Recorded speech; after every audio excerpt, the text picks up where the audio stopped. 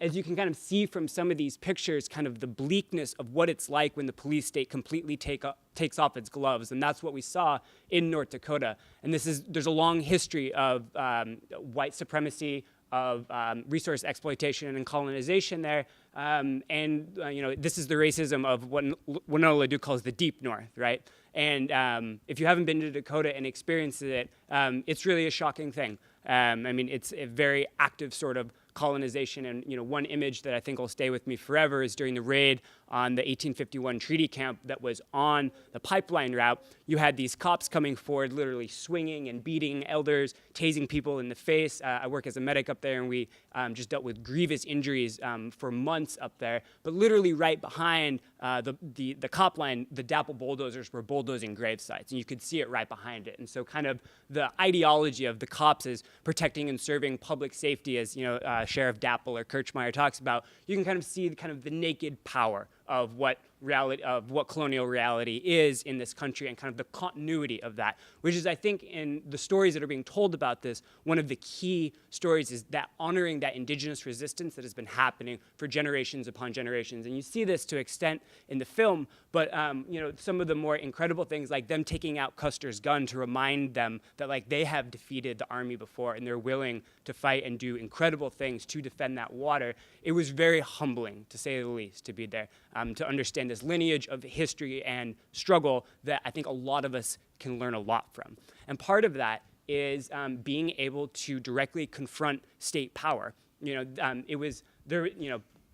Prayer and peaceful protests were a big part of the narrative that was created on this, but every day there is direct action happening. There were people are getting in the way of the cops, getting in the way of the pipeline workers. And it was very difficult to see, and you saw it in bits and pieces. And I think a lot of props go out to the independent filmmakers like Kanahus, who was featured there, West Coast Women's Warrior Cooperative, Unicorn Riot, like a number of community-based media institutions that were getting that story out, because that sort of direct action, I think, speaks to the reality of what's coming in the next couple years, which is I think one of the key lessons on this is, how do we fight as a grassroots army when political institutions have failed? How do we intervene in the flows of capital? How do we intervene in the actual logistical building of these projects all around? Because that's what we're going to see in the coming years, is kind of the multiplication of Standing Rock here, the ripple effects of this, where hundreds and thousands of people were touched by this and have now the experience of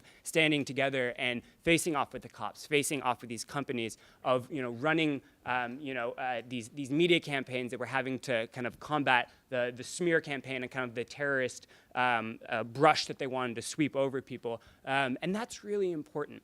And I think it's also really important, the solidarity that's happening from coastal cities, both materially and in terms of media, that continues, not just for Standing Rock and whatever comes in the next wave of that struggle, but also to the emergent struggles that are happening all around, like pipeline struggles in Arkansas, struggles in Diné Biquet, in my own homeland, where people are fighting new uranium mines, new tar sands mines, new fracking operations, and that we get really good at creating these networks of support and care and material support that exist all across the continent to be able to directly intervene into the flows of capital. And in doing so, perhaps take an important lesson about our own role and place on this land, and what it means to live here ethically, and what it means to live in common with each other in the sort of world that we might want to see. You can see kind of take place in these camps. And for the 4 months that I was there, it was a very different existence, where if a car got stuck, I'd go to ThunderClan across the street, because their big ass truck could haul anything out. When the elders across the other street needed some water, or wood or whatever it was, there was a much different sort of rhythm of life. The value of what life was worth there was much different. And I think these experiences in blockading capital, blockading their world and unleashing our own, as one saying goes, I think does have a great deal of descriptive power of this. But I think in kind of this moment of pause that we're having right now, it's really worth to have really deep reflections on what we learned here, and most importantly, what comes next.